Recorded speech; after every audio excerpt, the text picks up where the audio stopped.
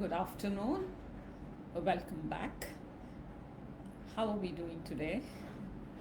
I feel privileged to be here, to have the access to internet, to be able to speak with all of you in a language that is that uh, not many Indians are part of, are not do not have knowledge of. Uh, that's my privilege, and I acknowledge that today. Stereotypes, unconscious bias, and privilege are all creating unleveled playing field for a lot of people. So, stereotypes is about a about a group of people. The idea that we have that in organizations we talk about she's a woman and she has small children, so probably she is more focused on her children than on her work.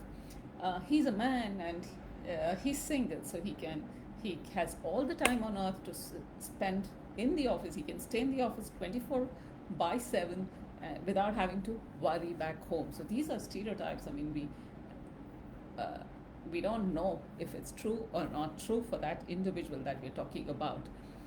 Unconscious bias comes to us through unconscious bias is something that we have, so we believed over a period of time, and it's the associations we've created in our mind. Like in my last talk, I talked about a nurse. The moment I say nurse, a woman, a woman figure comes in my mind, somebody with that white dress and in the hospital, but a nurse can also be a male nurse. So that's unconscious bias. And today I'm going to talk about privilege. Now, what is privilege? Privilege is the uh, what we call it as unearned advantage that we have. Sometimes we call it the birth lottery. The by virtue of the family that we are born in, or the resources that we have at the point in time when we are born. Those are absolutely unearned. I didn't do anything to get that. So that's the privilege that I have. So privilege is having access to certain resources or access to certain groups of people because of the group that I belong to. So in my family, I have access to certain things. So in other words, we call it a birth lottery. So let me take you through some of the privileges that you might identify with. Um, let's say, let's hypothetically assume you are with a group of people applying for a job, or let's say running a race, and you're all at a starting line, and I'm going to ask you certain questions. For every yes you say, you move forward one step, and for every no you remain where you are. So here are some of the questions. First one, your upbringing was in metro city. Second one, both your parents were graduates. Third one, both your parents were alive and together till you graduated, at least till you graduated. Fourth, you studied in a school which was actually English medium, not the only so-called English medium. So I'll take a pause here.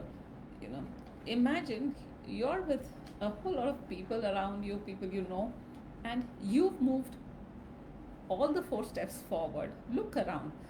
The other people somebody may have moved just one step forward, somebody may have moved two steps forward, somebody may still be at the same starting point, and some of you are all 4 steps forward. Couple of more questions. Your college fees was paid by your parents. Your parents could afford private tuitions. This one is interesting. You were never laughed at in school or college for your looks. It could be your weight, your skin color, your skin color or complexion as we call it, or it could be your height, it could be your features, it could be you're wearing spectacles or not. You were never laughed at for how you looked. Then you were never catcalled. Then your choice and your parents' choice of your partners, of your life partner, is the same. I'll repeat this one. The life partner you chose, or the life partner your parents chose for you, there was no difference in that. It's the same, and there was complete agreement there. Then another one is you're watching my short talk and you're understanding it. So this puts us, if you notice, as we started from a particular line, all of us starting from a line, and each yes took us to the next and the next and the next. Some of us would have remained behind, and some of us moved right forward, and that is what privilege is all about. Now, the referee says, blows the whistle, and says, okay, run. For sure, people who are right in front or who move those as many steps as the questions have definite advantage over the ones who are behind. So that is what advantage is. That is what privileges are. And privileges are head start that we get in our life without putting in effort. Some of us, all those who got into IIT had the privilege of going to a tutorial which was pretty expensive, had to go early in the morning. So while the hard work was there, we cannot deny the fact that we were able to go there. Similarly, for any other competitive exams, if we had the access to the books, or the fact that we were able to even read it, is also a privilege that we have, and let's acknowledge this privilege. Now, so in terms of when we talk about gender studies, men have a definite advantage over women in social, political, economic areas in life. Women are at a definite disadvantage in terms of access to all the resources in the family, including the wealth of the family, because of the patriarchal society that we are in currently. Now, Professor Michael Kimmel, a sociologist and an expert in gender studies, and also an editor of a magazine called Men and Masculinity, says that privilege is invisible to those who have it. So if I can speak English, and somebody comes to me, somebody comes for an interview and is hesitating to speak English, probably I will judge that person in terms of her or his English skills, without realizing that individual comes from a vernacular background and will take time to speak, but her English may be, as good or maybe better than mine. It's just that she's hesitating to speak. So judging people on the privileges we have, we don't realize that this is an advantage I have and the other person does not have. So, I talked about the advantage that men have over women. Now, June is considered to be a Pride month. For those of you who don't know, Pride is Pride month is is a month where we commemorate the sacrifices made by the LGBTQ community. That is lesbians, gay, bisexual, transgender, and a queer community. Now, the moment I say this, you understand there is a certain kind of stereotypes we have about this community. Let's talk about transgenders. We know them as, we've seen them at weddings and when childbirth, we call them as hijras, and we have a certain stereotype about them. And the moment we say the person is transgender, we apply that stereotype about that person, not realizing that being from what we call it as a cisgender, that is, cisgender is, I have a privilege of being a cisgender, which means that I define myself as man or a woman, the binary man and a woman that probably some of the textbooks taught us, or some of us associated with. There's no conflict of gender or sex in us. We are not transgenders, we are not lesbians. I'm a heterosexual woman. So, so that's an advantage that I have. That's a privilege that I have. LGBTQ is not something by choice. It is something that they're born with, and they have a definite. They experience a lot of disadvantage even growing up, even coming out and sharing with their own parents. There's a definite disadvantage that LGBTQ experience. Now, we have to recognize the advantage that I have as a cisgender. That is important. The Pride Month commemorates the sacrifices made by LGBTQ and celebrates the contributions made by them. So, understanding them as individuals and removing the labels of LGBTQ, any one of them, removing that will make us understand them better. We understand what is our privileges and what is, and the more we speak with them, we understand what are the privileges they lack, and when we try and fill the gap is where we can use our privilege. Um, so uh, they're also people, so let's understand them in that sense. Now, during COVID times, coming to COVID times, now COVID times also puts a whole lot of us, or has put a whole community at a disadvantage. Let's look at what are the privileges that we have. Okay, so let's check out which of them are true for you. When you were asked to work from home, you already had access to high-speed internet connection. Then you have a computer system or a laptop or any other device for your personal use. Do you understand? Many of them share their devices with their kids who are also having online classes. You have a dedicated space where you can work for office without any distractions from home. You have a bank balance which promises to feed you at least for the next 3 months. Take care of your basic needs. I'm not talking about your EMIs, not about anything else, but your basic needs. A lot of them don't have that privilege. We have to understand that. You have someone who shares the household work, chores with you. You have someone with you. There are people who are staying alone, people who are absolutely lonely during these times. Kids who are away from parents, kids who are working in another city. So they are experiencing a very, very lonely time with themselves. So these are privileges we have to acknowledge and observe and acknowledge that we have. Hi Rajni, good to see you here again. Now, also we have to understand that privilege comes with a price as well, and we're going to discuss that a little later. So, we have food, there is. So, what do we do about you? What do we do about this?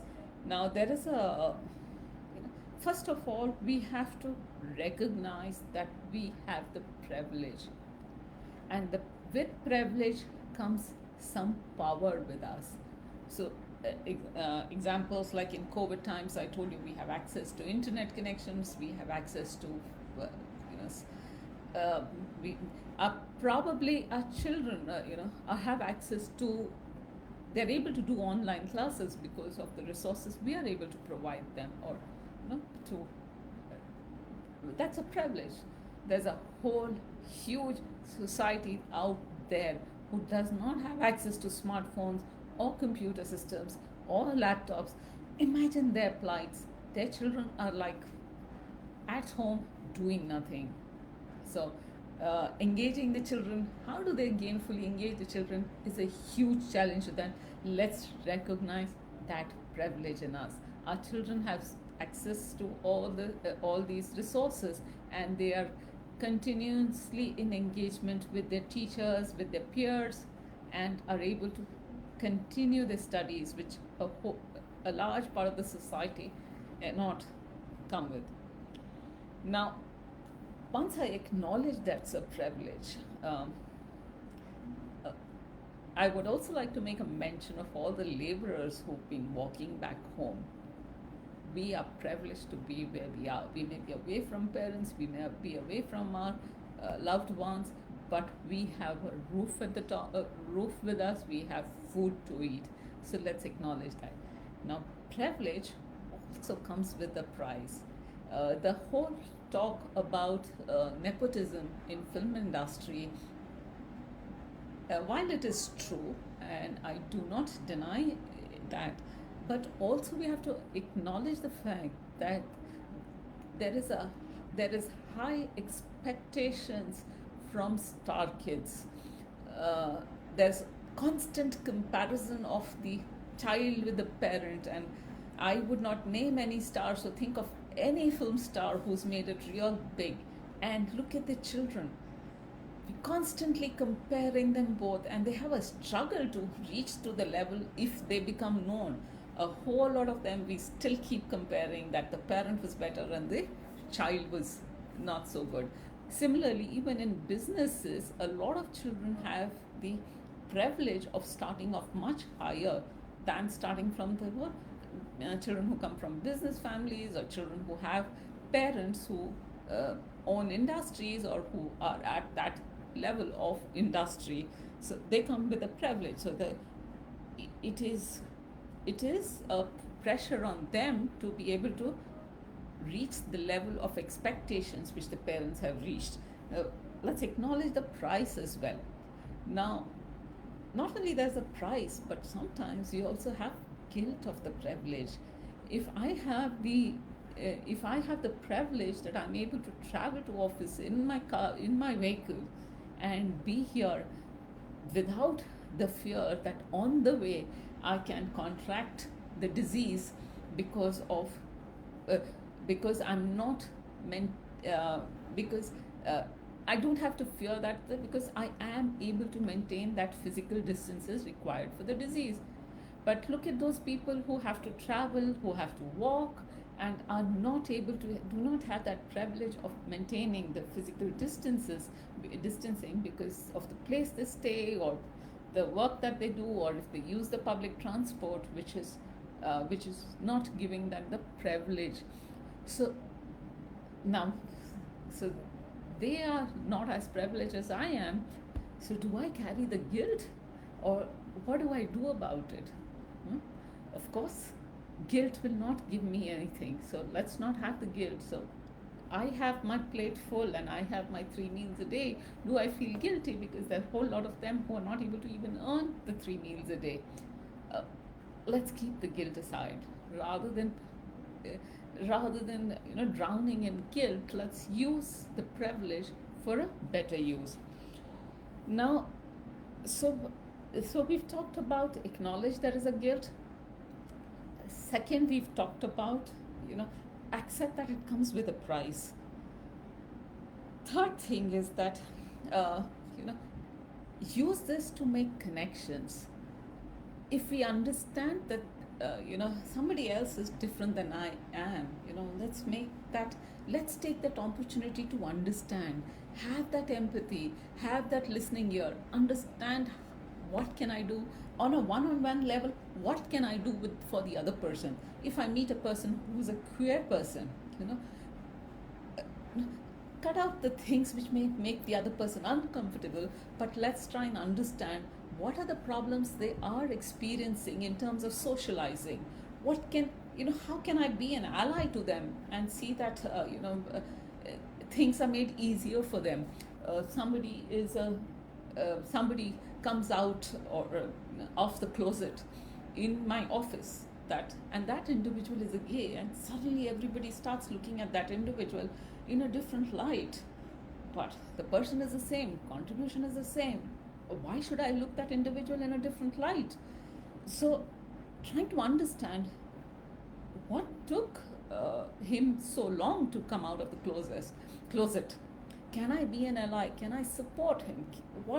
How can I support him? You know, understand, if I'm privileged, let me use that privilege to promote the fact that that individual may be a gay, but he's still an individual and he's no different than us.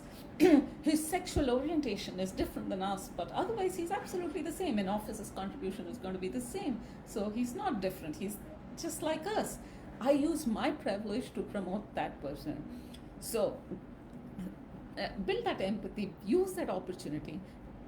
This is at one-on-one level, and also use that privilege for a collective advantage, collective use. How can I use the privilege that today my meals are confirmed, I have bank balance?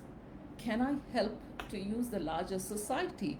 There's a lot of people out there who don't have access to food, or who are struggling to get food. Or what can I do? What little thing that I can do, even a smallest step, is a big contribution. So use the privilege to do that contribution. Now, a lot of film stars have come forward and helping those who are underprivileged, helping migrant laborers go back home. So they're using the advantage they have to for collective good. So instead of saying that I'm privileged, feeling guilty about it, they've actually used it for the good of the society at large. So that is how we can use our privilege for the good of the society. And I don't need to do huge things and have coverage in the newspaper and the news channels and the social media. Even a small thing that I do to support those who are not as privileged as I am is going to be good.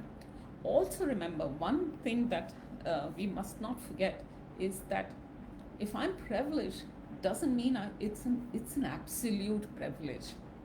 I also have some disadvantages.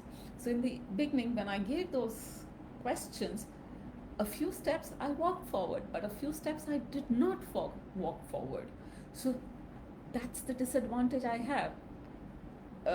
I have the option of lamenting on the disadvantages that I have, rather than, that option is available and a whole lot of people go there, but I can focus on the privileges that I have and see how can I use it for the good of others.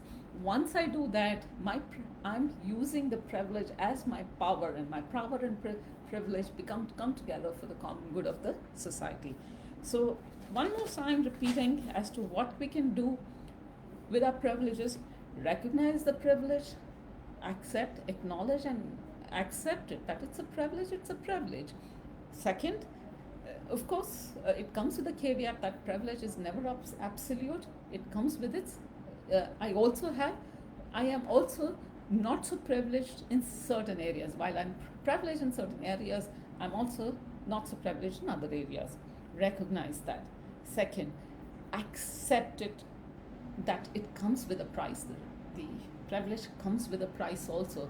So again, with that price, I don't drown into guilt, but rather, again, acknowledge and perhaps rise above that. Third thing, look at ways to connect with people on an individual level whom we feel are less privileged in the areas we are privileged. And lastly, use it for collective good of the society. So that's about privilege. And privilege, remember, the most important lesson to learn is we are blind to our privileges. It is privilege is invisible to all those people who have it. So it is so recognizing is a huge challenge, and it requires a concerted effort. So thank you so much for listening. Sonam, hi Sonam, good to see you here. Reading out what you've written there, I totally agree. Nepotism or not, there is so much comparison, adds so much pressure. And likewise, as you said, even kids who start from nothing and kids who start from existing with this, the pressure is unreal. Even and the price, even privileges come with a price and a big responsibility and a big accountability. That was my bit of it. Thanks, Sonam, for acknowledging them. Yes, that's so true. The price is huge and the pressure is also even bigger. How do we continue the business? We have to match up, and it's not only the pressure. I mean, you're talking about family businesses. So it's not only pressures from the family who created the business and now you're coming there. So it's not only from your close family, but the entire industry. The pressure is not only from outside, but also inside us.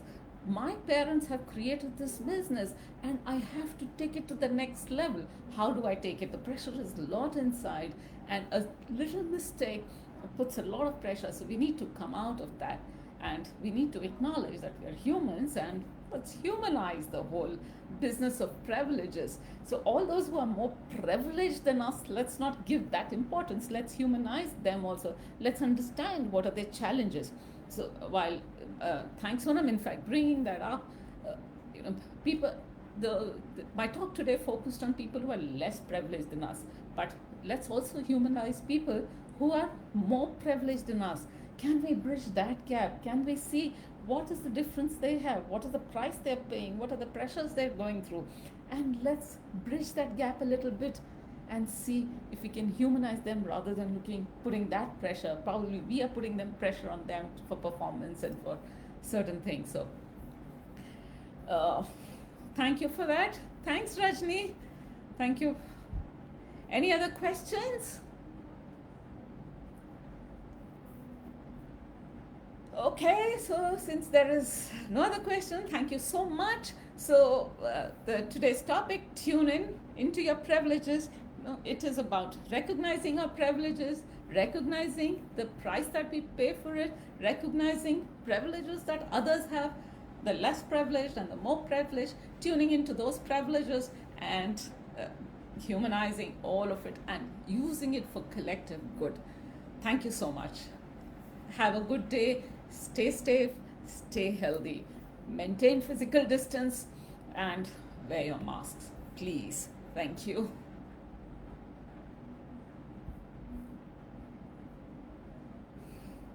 Thank you, Sonam. Thank you for acknowledging. Thank you, Rajni. Thank you for acknowledging. Bye bye. Have a good day.